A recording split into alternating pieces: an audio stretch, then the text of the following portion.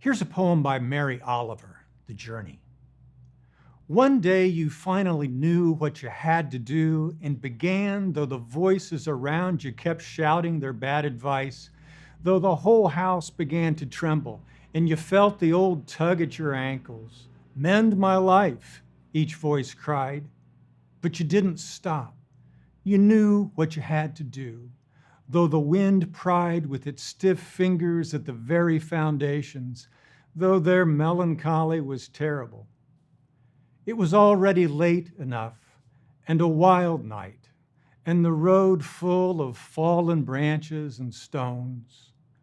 But little by little, as you left their voices behind, the stars began to burn through the sheets of clouds, and there was a new voice, which you slowly recognized as your own, that kept you company, as you strode deeper and deeper into the world, determined to do the only thing you could do, determined to save the only life you could save. Thousands of people have been touched deeply by that poem. Maybe you recognize something of yourself in it, or maybe even some strain of thought or feeling you wish was in yourself. Or maybe it didn't hit you hard at all.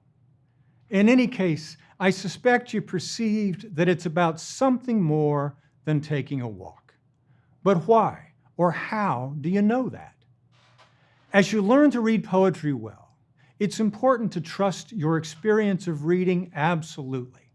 But it's equally important to look closely at a poem to see how your reading experience was brought about by the words on the page. In this case, how did your mind make the leap from the words on the page to the way the poem made you feel about your life? One way to talk about this poem is to say that it does its work through a controlling metaphor. That is, a metaphor that doesn't simply occur in a line or two, but continues throughout the poem. Here, we could say the whole poem is a comparison between a journey in psychological growth. But it may be more accurate here to think of the poem as being built around a very traditional symbol. In fact, in poems and novels and sermons, there is probably no symbol more frequently used than the journey. Still, as we learn to read poems better, it's important to see how that works.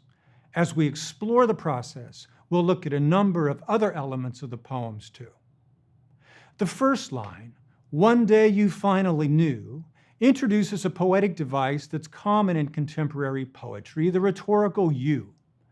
In Oliver's poem, and in thousands of others, the pronoun you becomes a kind of stand-in for the speaker, but it also offers the possibility of rhetorical identification. She's suggesting through that second-person pronoun, the you, that's what's true for her may be true for us readers as well. In a subtle way, she's claiming this is how it is for all of us. Now, the first 5 lines can be read very literally. One day you finally knew what you had to do and began, though the voices around you kept shouting their bad advice. Now, sometimes people do shout bad advice at us, but with the 6th line, we begin to realize we're in the area of figurative language. Literally, shouting voices do not make a house tremble, and the old tug at your ankles seems unlikely to be intended in any literal way. So, when we read the line, "Mend my life," we have every reason to assume that the voices are not literal voices either.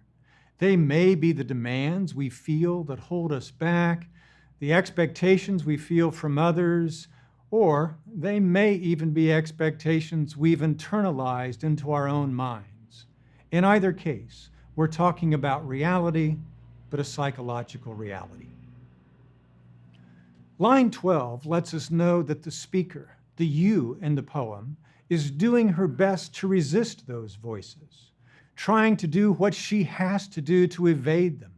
Here again, we're in a section of rich figurative language, and like many romantic poets, Oliver looks to nature for her figures.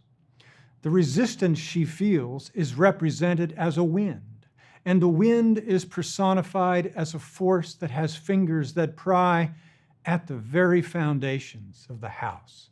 The threat is real, just as the melancholy of the fingers was terrible.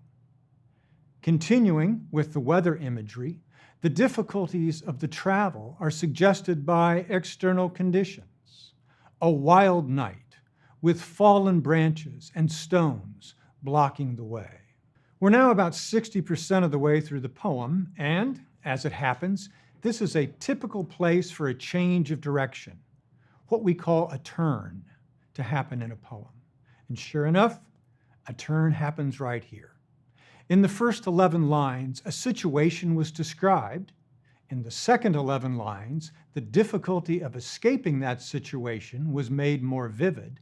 And now, with the turn, things begin to look up for the traveler. The voices are left behind, and once again, nature imagery enters the poem in traditional symbols. Stars burn through the sheets of clouds, and whereas earlier the external voices were shouting their demands at the speaker, here a new voice is heard, and slowly the speaker recognizes it's her own.